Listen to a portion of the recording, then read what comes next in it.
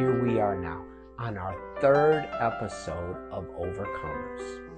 Well, this third episode is going to be great, just like the other two, because all overcomer testimonies are amazing, and they are individual and special. And this next special guest is Kearby, but we're going to change things up a little bit. We already been to Pastor Stiegel's house. We sat on our back porch. We've been to Reverend Harris, where his life story began in the inner city of Chicago, just outside of what used to be a police station that now is no more. And this time, we're going to where Kearby works on a construction job site. Well, we better not let him wait for us too long. We're going to get going so that we can meet him there before it gets too dark, and we can hear what God has done in his life, that he is proclaiming he is an overcomer. Well, let's get going.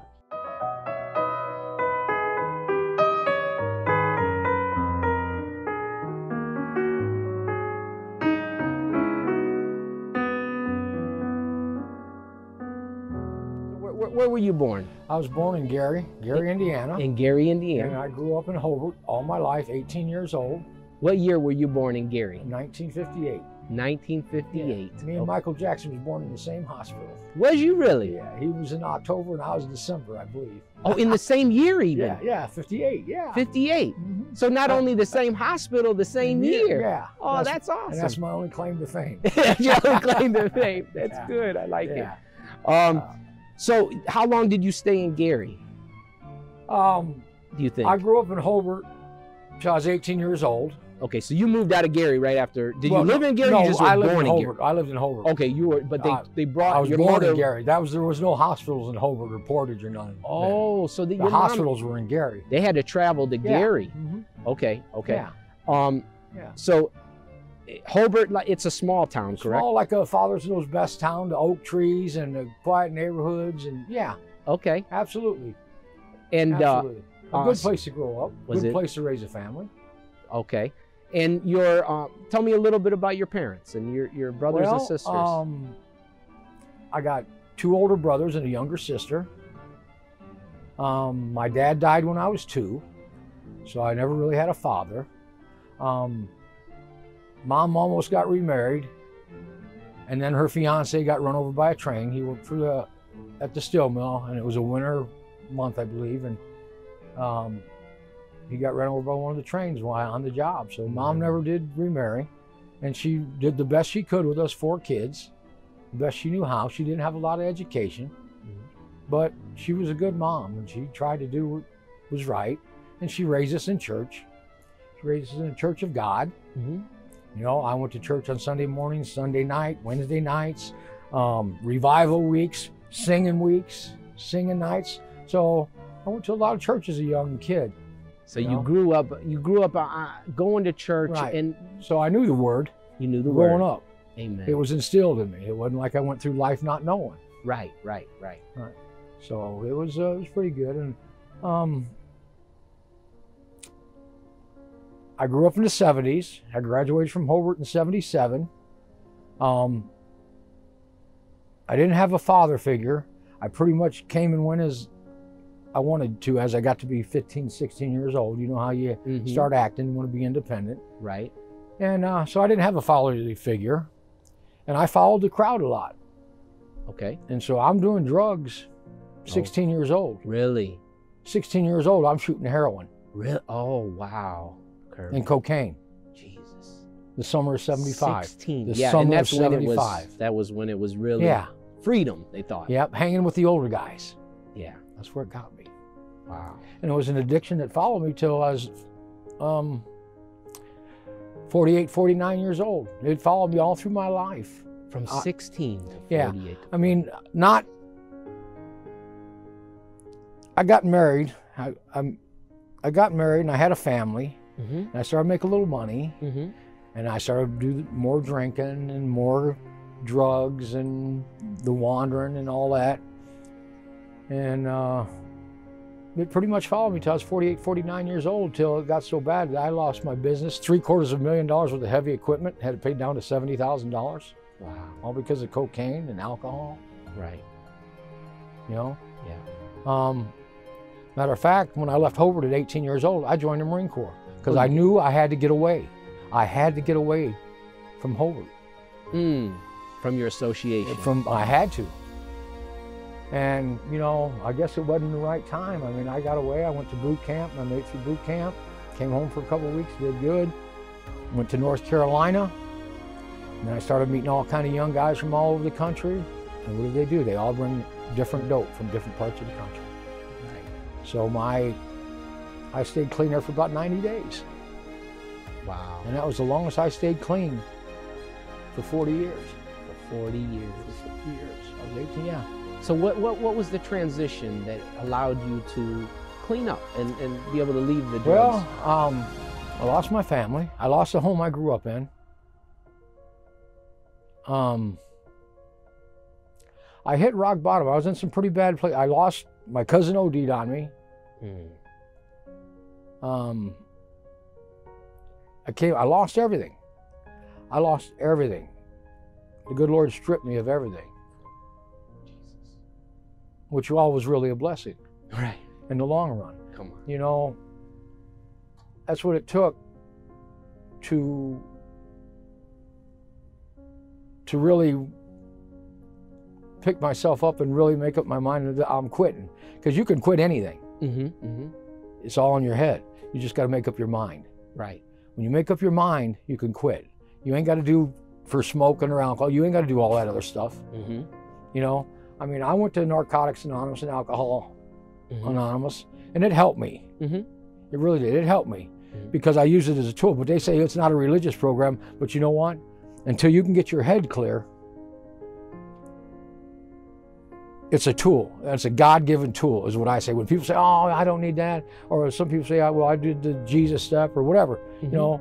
But for me, it was a good starting place. I mean, I was at the point of suicide. I'd lost everything, lost the home I grew up in, lost the wife that loved me unconditionally, my 3 girls. Jesus, yes. Well, I had 2 daughters with my wife, and during my addiction, I had a baby. From outside source. Outside the marriage. And my wife loved me so much. I tried to stay clean, and she let me come back home, and I brought that baby with me. You brought the baby I brought the baby with me. And she was taking She care of would it. take that baby with our 2 daughters and buy for that baby. She's helped me pay for the baby's college. Look at God. Wow. She He'll really put some good people in our life, won't he? She really showed me unconditional love. And somebody one time made the mistake of saying, "What are you doing with that baby?" Told her that? Or Yeah, you? told her, "What are you doing with that baby? Why would you have, you know, I'd kill my husband if he did," you know, that kind of stuff. And she said, "Look, that baby didn't do nothing." That's right. She said, "You can talk to that mongrel. But this baby didn't do nothing." She was that mature in the Lord. That's it. That she recognized that. Oh, yeah. Even though it hurt her, no doubt. Oh, but she hurt. I hurt her so much. I hurt her so much. And I wound up going to Hawaii for 2 weeks to be a best man and a friend of mine wedding. And I wound up staying 5 years. And I stayed in Hawaii for that 5 years. And that island of Oahu is so devastated by drugs and alcohol. There's like 100 and something meetings a day on a 60 square mile island. From 6 o'clock in the morning until midnight. There's AA meetings, cocaine meetings, alcohol and all of them meetings. All available. And yeah, so I moved in there. I decided to stay. I went for 2 weeks, and I went there and I got a job. I started working with my buddy, and I went there because we used to get high together. We used to disappear for days at a time. Everybody looked for us because he made good money. I made good money. I figured I'd go back there. I had about 30 days clean when I went there. And it was the best thing. I wound up moving away out of his house because I didn't want to do that lifestyle. I moved into a clean and sober house. And I just started, I go to meetings. I started a little business. And as it grew, I got all kind of work, and I would work people out of the clean and sober. If you just come out of prison, if you came out of prison and you were in a clean and sober house, or you just came out of rehab, then I would work you. Wow. And I'd have 15 or 20 people working at one time. And we did everything. We did cleanup, we did landscape, we jacked up houses, we did roofing, siding, we did painting, we did it all. We didn't make a lot of money. But when you're down and you just come out of prison, been in prison for 10 or 20 years, and you come out and you got a little money in your pocket, you can go buy you a cheeseburger or something, that's huge. Yes. Yes. And it turned out to be such a blessing. I had the managers from different clean and sober houses on the island call me. Because it costs like $400 to stay at them, which is cheap, you know? And they'd come out of prison and they didn't have no money. Say, Kearby, I got this guy or I got this girl. And they got no money to pay rent. Their family can't help them. And they got them, you know. Right. So yeah, I'll work them. And it seemed like the more people that wanted to work, the more work I got. It just came. Wow. It just came and it was good. Jesus. And I met some good people. Yes. You know, but it took near death, near suicide to get off the dope, to make up my mind, to see what I did to my 3 girls. You know, I traded them and a wife that loved me unconditionally for dope. But you know, I made it through that. I stayed in Hawaii 5 years. I come back home. I moved back in with the ex-wife. She finally divorced me, but she always loved me. She always cared. So let me see. I had 7 years. 7 years clean, no tobacco, nothing. Wow. Nothing. No alcohol, no drugs whatsoever. And it was about 7 years and a couple months clean from tobacco. And life was good. I was working, I was busy. I got my family back. I would go to Narcotics Anonymous meetings and I would try and help other people. I found a clean and sober house in Pasadena, Texas. And if somebody really wanted some help, you got to get out of the area where you're at. And I drove 4 people down to Texas on my dime to get them to a clean and sober house where they pay for everything. You don't need insurance.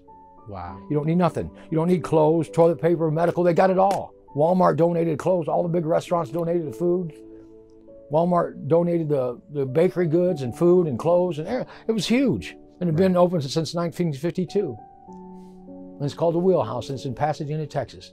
So if you're ever down on your luck, look that number up. And if you really want help and you ask for it, they'll help you. Yes.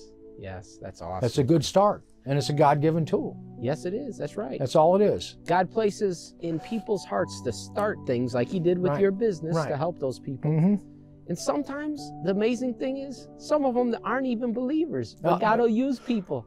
No. You know, he'll use, he says he lets the sun rise on the just and the unjust, and rain, you know. So that's amazing. You've been working with the different homes to help rehab people. And now what's the next phase in your life, your next chapter? Because we know life, I had someone before tell me almost every 18 years, it's like you're in a new chapter of life and a new transition, that you're fighting the new battles and you've overcome old ones. Right. So you've now overcome addiction. You're helping people with their addiction. What's the next chapter that God has seen you through to overcome? So you've already overcome addiction. Right. You said 7 years, right? Yeah, a little over 7 years. 7 years and 2 months. And life was good. I had my wife back. I had a relationship with my daughters. You know, and life was good. I was working. I was making halfway decent money, and life was good. And I went to go, because I had a bad rotator cuff for about 10 years, and it was hurting bad. And it was in February, so I went to the doc, and it was the doctor wasn't taking no more patients, but it was a nurse practitioner. Okay. Lady in her 40s. So she took me, and I went in and told her. So I said, yeah. I said, my rotator cuff is bothering me, and it's been hurting for years, and I'd like to see what it's going to take to get it fixed. She said, okay, I'll send you to go get an x-ray on it next week. I said, okay. I said, hey, doc, while I'm here, I got a little sore throat. Could I get a Z-Pack or some antibiotics? That's me being a doctor. Okay. You know, and I'm a constructor, I'm a carpenter. Try to tell them what you need. Yeah. Yeah, right. Yeah. She said, why? I said, well, I got a little knot here in my throat. Some days it hurts on the right side, some days it hurts on the left, but I got this little knot here and it moves around. And she said, let me see that. And she pushed it around a little bit and it wasn't solid. She said, She said, when you go over there, I want you to get a sonogram on your neck when you get your x-ray. I said, okay. So a few days later, I went and got that done. And then I get a call from her and she said, hey, I need you to go back over there and get a CT scan on your neck. I didn't think nothing of it. She didn't say nothing, you know? So I did that. She got the CT scan back. She called me to come in. So I go in, she sat me down and she's saying, well, you know, your shoulder's pretty messed up. You know, you got a couple tears, a couple cysts, and the ball is pretty deteriorated. And it's going to take probably more than one surgery to fix it. I said, okay. I said, I can deal with that. It's okay. And then, you know, I just met this lady the week before, and I think she felt pretty bad. And she's on her little roll seat, and she come up, I'm sitting on the table, and she put her hand on my knee, and she said, Mr. Kearby, you know, I just met you. And I'm not telling you have cancer, and I'm not telling you don't have cancer. But the sonogram and the CT scan both come back positive, or suspicious, small cell squamous. I said, oh, okay. All right. She said, I'm gonna set you up with an oncologist. All right, and I think this was a Thursday or a Friday. And this is how God puts you in the right place. He's there for the right place and the right time, you know. I seen the oncologist on Monday. I said seen the ENT, the ears, nose, and throat doctor on Wednesday. On Friday, which was a Good Friday, they had me in the hospital gutting my throat. Wow. And they scraped my throat, took out my tonsils. Okay. And scraped my throat all the way down as close to the carotid artery as he could. And they sent it off to the lab. Oh, this is just for lab work. This was just lab work. And this oncologist said the same thing. This is my business. He said, I'm not saying you got cancer, I'm not saying you don't. But he just looked down my mouth and he could see my tonsil. And it was a small cell squamous, which is usually a lung cancer, but attached to my tonsils. Oh. And he said, I've seen it before, but it's pretty rare. So then I went and seen the ears, nose, and throat guy, and he scheduled me for the surgery to do the biopsy. And he got in there and he just cleaned my whole throat. Adenoids, tonsils. Oh, took out your tonsils even while he's doing it. Mm-hmm. Oh yeah, there was a 3 or 4 centimeter tumor on my tonsil. And he took that out as he's doing that biopsy. Oh yeah, he just cleaned out my whole throat. Okay. Scraped the throat all the way down, right down to the carotid artery as close as he could. Wow. All right, and they did that surgery. That was on Good Friday. And within a week, 2 weeks after that, they got it back and it was cancer. And I went and seen the cancer doctor, and of course the wife, and we're all in there, and the wife and the daughters are all crying, and you know, the wife was, you know, because life was good for us now, and she, everything that I put her through, and now she was scared she was going to lose me again. And so I talked to him and I said, well, what do you think, Doc? He said, well, cancer is my business and I take cancer very serious. He said, you got a very aggressive cancer, very aggressive.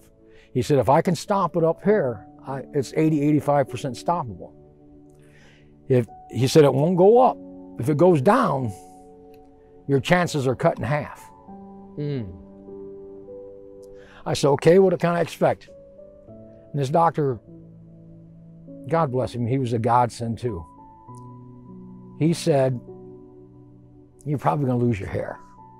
Okay. I said, Doc, does it look like I can afford to lose it? He said, I know what you mean. And of course the wife and the daughters are crying. And we walk out of there. He's gonna start, you know, he said, I'll let you guys talk for a little bit. So we're in there talking, and they're wanting me to get a second and third opinion.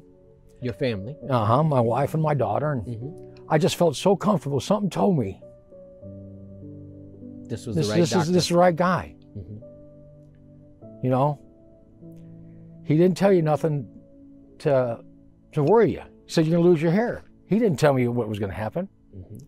You know, they gave me that first round of chemo, almost killed me. Almost killed me after 5 days. 3 of the old school chemos every day for 5 days. I went home Saturday, Sunday. By Monday, Tuesday morning, I was in the emergency room, and it wasn't looking good. They thought they were going to lose me. Really? And I mean, they finally, of all things, they finally started shooting me up with some pretty heavy painkillers and doing what they could do. And then I knew in my mind, this could be it. You know, God gave me enough time to get yourself together. Yeah, get it together and make amends with the family. Mm-hmm. And maybe this is it. And I was okay with that. Mm. I was okay with that. And then I thought, well, when that doctor comes in to see me a couple of days after I was in the hospital, I'm going to tell him I'm just going to let it ride. This is too much pain, because the pain is excruciating. The chemo and the radiation is excruciating. The 3 chemos that I did were just so bad. And he come in and he said, look, he said, I'm sorry. But he said, I made the conscious decision on my own to turn your chemo up 25% this first round. And what is it norm? Do you know what it normally is? No, I don't know what the normal, there's 3 of them, and you get all 3 of them for 5 days, and you get 2 weeks off, then you do it again. Well, that first round, he turned up 25%. And just hit it hard. And hit it hard. But see, I didn't know for 6 months later, the wife was reading the paperwork, it was stage 4. He didn't tell us it was stage 4. He didn't want to scare her. He seen the wife and the kids crying. He didn't want to scare me. He didn't say that. He said, you're going to lose your hair. Tell me that. He's a good man. Mm-hmm. He had heart. Right. You know? And I laid there for a year and a half, 2 and 3 blankets deep, not knowing whether I was going to live or die. Because after the almost 16 weeks, I think, before I got through all the chemo, and then I did a hard 7 weeks of radiation, which almost killed me again at the beginning of the 7th week. I couldn't eat. I went from 230 pounds down to 160. Wow. I didn't eat no solid food for 6 months. I lived on Infamil drinks, really high fortified drinks, in a feeding tube, and water. A feeding tube. In a feeding tube. Wow. Yeah. All my medication put into port. I had a port, and I just got the port and a feeding tube out this last month. Just last month? Last month. Yeah. They sewed them all up. And how long ago was the initial radiation? The first chemo, chemo. I think February, end of February, would be 3 years. This coming be 3 years. And you just got out those ports? The port I haven't had out, 3 weeks, and maybe 5 or 6 weeks on the feeding tube. Wow. But I didn't lay there. I laid there long enough, you know. And I just pushed myself to get out the door, to get back to work. I'm not one to lay there, but I'm telling you, I laid there a year and a half, 2 years, not knowing. No choice. No choice. So weak, not knowing, you know. And how long have you been back working now? I started piddling around the house a year ago this past June. Okay. Yeah. And you know, what's amazing to me is I would never know it. I've been working with you for maybe 6 months on construction, you know, I do the trucking. And I never would know the way you climb around and jump in and out the machines, and even at your age, of a healthy man, right, at your age, right, I would never know that you have been going through anything like what you've described to us today. Well, you know, it was just a test. Because I'm telling you, you show me any man that's dying from a debilitating disease that's got time to think about his mortality, and I don't care, they can say they don't believe in God, they're atheists, they worship whatever. Right. But when you're down there and the pain is so great, you're going to cry out to God. Yes. You're going to cry out. Mm-hmm. I don't care how tough you think you are, or how bad you were, or what you didn't believe in. You know, and I'm telling you, the power of prayer, I've come through so much. During my years of addiction there, them last 5 or 6 years, that addiction got so bad, I had so many people die around me. My cousin OD'd, left him on the floor dead.